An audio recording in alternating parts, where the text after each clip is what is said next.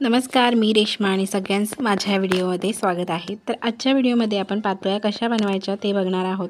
तर याच्यामध्ये मी पूर्ण रेसिपी दाखवलेली आहे। पातोळ्यांसाठी आपण जे पीठ भागवून बनवतो तर ते पीठ कसं बनवायचं, त्याचबरोबर त्यांचं सारण आहे ते देखील कसं बनवायचं आणि पातोळ्या देखील कशा बनवायच्या हे सगळं दाखवलेलं आहे। तर व्हिडिओ शेवटपर्यंत नक्की बघा। तर सगळ्यात अगोदर पातोळ्यांसाठी जे सारण लागतं, आपण जे खोबऱ्यापासून बनवतो ते बनवून घेऊया। त्याची अगदी परफेक्ट मेजरमेंट मी इथे सांगितलेली आहे। तर इथे कढई गरम झाली की 1 वाटी एवढं मी खोबरं घेतलेलं आहे। थोडंसं आधी परतवून घेते कारण खाली चिकटेल, कढई जरा जास्तच गरम झाली आहे म्हणून। त्यानंतर लगेचच आपल्याला याच्यामध्ये गूळ घालायचा आहे। तर 1 वाटी खोबऱ्याला अर्धा वाटी एवढा मी इथे गूळ वापरलेला आहे। म्हणजे 2 वाटी जर तुम्ही खोबरं घेतलं तर 1 वाटी येथे गूळ वापरा। तुमचं जे सारण आहे ते अजिबात जास्त गोड किंवा कमी गोड असं होणार नाही। त्यानंतर अर्धा चमचा एवढी इथे वेलची पावडर वापरलेली आहे आणि अगदी चिमूटभर याच्यामध्ये मीठ वापरलेलं आहे। त्यानंतर याच्यामध्ये अगदी थोडंसं जायफळ किसून घातलेलं आहे। आता सगळ्यात महत्त्वाची गोष्ट येते ती म्हणजे काही जणांना प्रश्न पडतो की खोबरं अगोदर घालायचं की गूळ अगोदर घालायचं। तर दोन्ही एकदम घातले तरी काही प्रॉब्लेम नाही, पण गूळ मात्र अगोदर घालून काही वेळाने आपल्याला याच्यामध्ये खोबरं घालायचं नाही, ते गूळ आहे ते कडक होतं, म्हणजे आपलं जे सारण आहे ते कडक होईल। आता हे जे सारण आहे ते आपल्याला जास्त वेळ भाजायचं नाही। सगळ्यात महत्त्वाचं म्हणजे गॅसची फ्लेम आहे ती आपल्याला लो ठेवायची आहे। आणि हा जो आपण याच्यामध्ये गूळ घातला आहे, गूळ आपण इथे बारीक करूनच घातलेला आहे चिरून।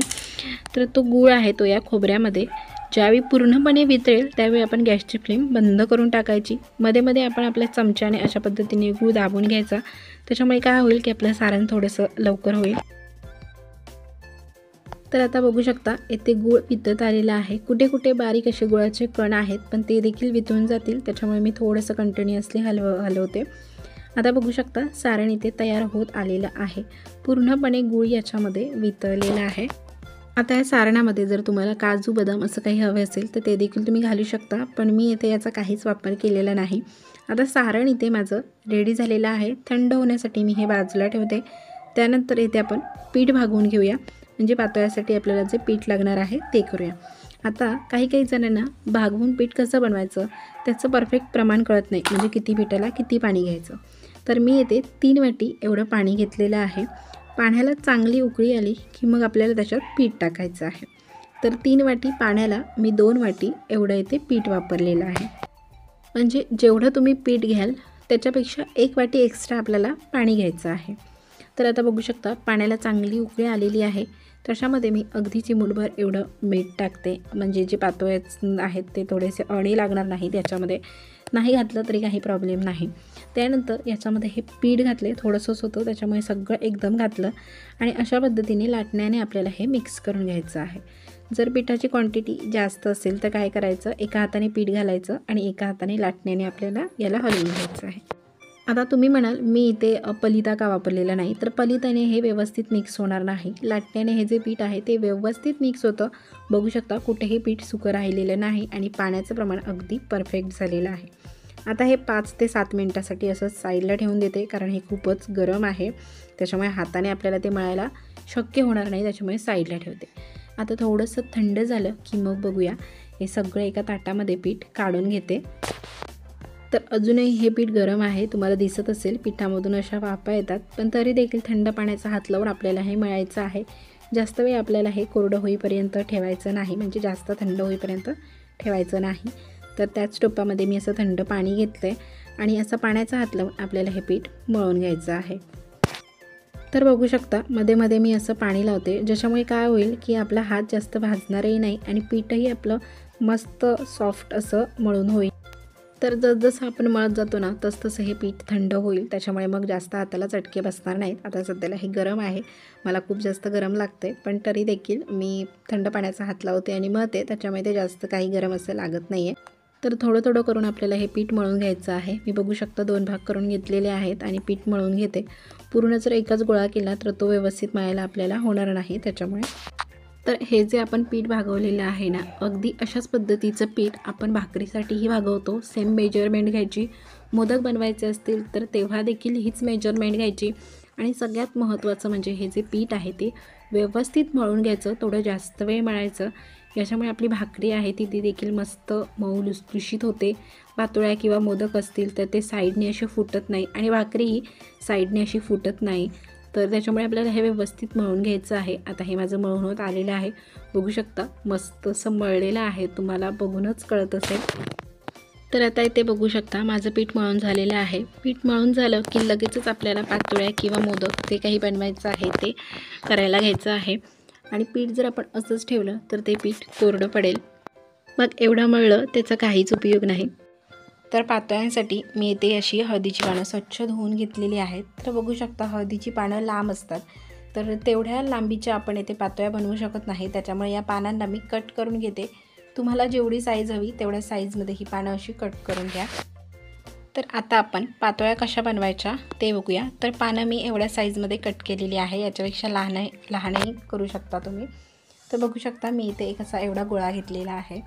तुम्हाला अंदाज येत नसेल तर पहिल्यांदा छोटा घ्या, त्याच्यानंतर लागलंच पीठ त्याच्यामध्ये ॲड करू शकतो. एकदम सोपं असं आहे.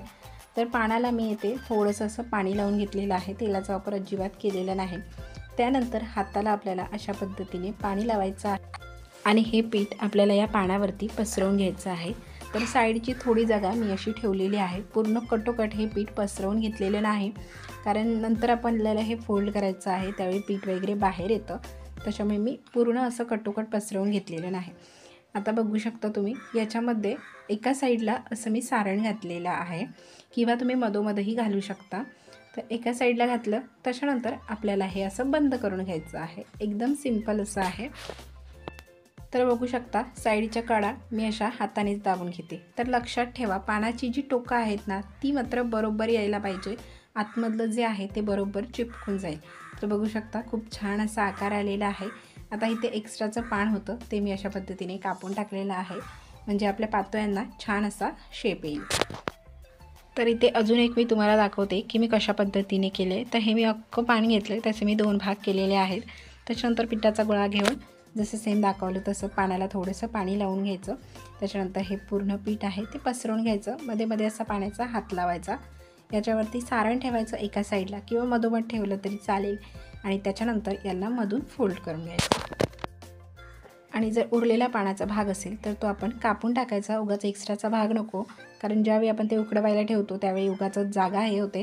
त्याच्यामुळे आपण उरलेला जो भाग आहे तो कट करून टाकायचा. तर बघू शकता सगळ्या पातोळ्या मी अशाच मस्तपैकी छान आकारामध्ये बनवून घेतलेल्या आहेत. आता यांना आपल्याला स्टीम करायचं आहे, म्हणजेच उकडवून घ्यायचं आहे. तर एकदम सिंपल आहे. मोदक वगैरे आपण कसे उकडवतो अगदी तसेच आपल्याला हे उकडवून घ्यायचे आहे. तर माझ्याकडे ही एक अशी चाळणी आहे, हिला मी काही खाली तेल वगैरे लावलेलं नाही. तर त्या चाळणीमध्ये आपल्याला अशा पद्धतीने ह्या सगळ्या पातोळ्या लावून घ्यायच्या आहेत. त्यानंतर तुमची जी चाळणी आहे ती ज्या भांड्यावर राहील त्या भांड्यामध्ये आपल्याला पाणी घालायचं आहे आणि त्याच्यावरती चाळणी ठेवायची आहे. त्यानंतर 10-1 मिनटासाठी आपल्याला यांना स्टीम करून घ्यायचं आहे. जास्तही उकडवायचं नाही, जास्त उकडलं की काय होतं पातोळ्यांची जी तोंडं आहे ती उघडली जातात. तर बघू शकता 10 मिनटानंतर माझ्या पातोळ्या व्यवस्थित इथे स्टीम झालेल्या आहेत. तर जशा आपल्या पातोळ्या उकडतात ना तसं मस्तपैकी पातोळ्यांचा वास यायला सुरुवात होते. तर बघू शकता मस्तपैकी मऊ लुसलुशीत अशा हळदीच्या पानातले पातोळे आपल्या तयार झालेले आहेत, आणि याची टेस्ट मात्र अप्रतिम आणि अगदी मऊसूत अशा पातोळ्या आपण तयार केलेल्या आहेत. जर तुम्हाला आजची ही रेसिपी आवडली असेल तर व्हिडिओला एक लाईक नक्की करा. चॅनलला पहिल्यांदा व्हिजिट केला असाल तर सबस्क्राईब करून जा. पुन्हा भेटूया अशाच मस्त रेसिपीमध्ये. तोपर्यंत बनवत राहा आणि खात राहा. भेटूया पुढच्या व्हिडिओमध्ये. धन्यवाद.